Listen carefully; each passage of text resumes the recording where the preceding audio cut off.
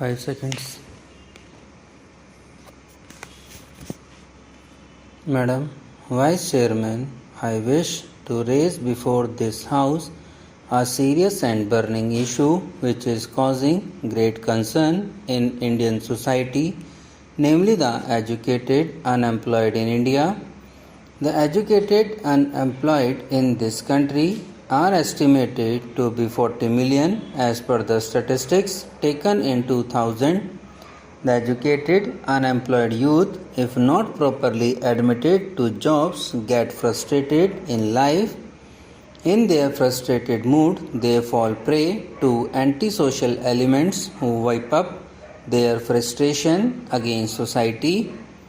We find most of the outlaws, militants, and Naxalites are produced from amongst the educated unemployed youth. They go hand in glove with the miscreants in society and do all sorts of violent and turbulent acts of terrorism under the cover of liberation movement in their misguided enthusiasm and become the enemies of the society. These misguided unemployed youth are called militants and terrorists in various parts of the country. We have to take immediate and effective steps to wipe off unemployment, especially among the educated masses. It is time that all politicians, cutting across party lines, evolved emergent steps to work out for the redressal of the unemployed, failing which people will lose their faith in the democratic system. It is, of course, a sorry state of affairs that there is no specific allocation or scheme for the educated unemployed in the annual budget presented by the Finance Minister. The government should start setting up more medical and engineering colleges as well as job-oriented industrial outlets in rural districts. Social service activities can provide good job opportunities. For this purpose, huge funds are not required. The opening of children's nurseries, medical and nursing facilities in every village and urban locality would almost offer more than 5 lakh jobs. Youth force is a timely need of our country since the future of this great nation is to be handled by this generation. It is suggested by experts that the government should think of creating a national service force for all able-bodied and unemployed citizens. The aforesaid national service may be further divided into 5 compartments for the satisfactory working of the scheme. First comes the Education and Scientific Division. This branch should concentrate on adult literacy throughout the length and breadth of the country. Exploration of natural resources and their efficient utilization should be its motto. Agriculture should be further modernized by adopting agro-industrial technology. There should be development of renewable resources, propagate scientific attitudes for public and personal hygiene, and educate the public about civic responsibility through adult and mass education.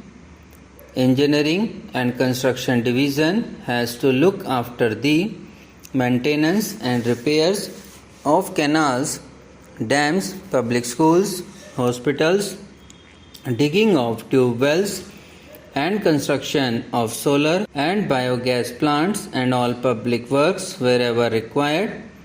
This category of persons should attend to conservation of soil erosion, maintenance of environment, reclamation of fallow and infertile lands and afforestation as well.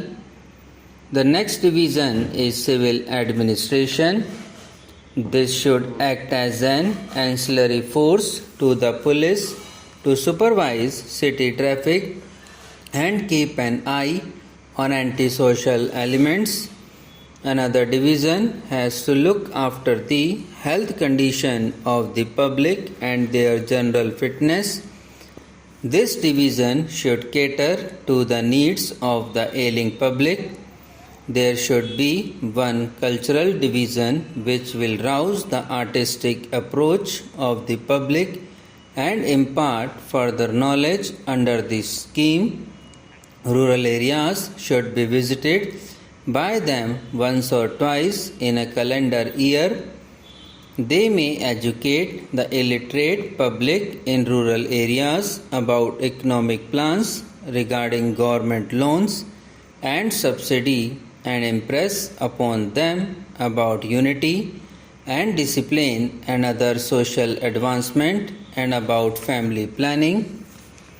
Since brain drain in recent years is disturbing us, we should have a complete change of policy and make it a point to see that no one is enamored of the privileges enjoyed abroad and should not seek to their stay but return home to raise their country in the world arena.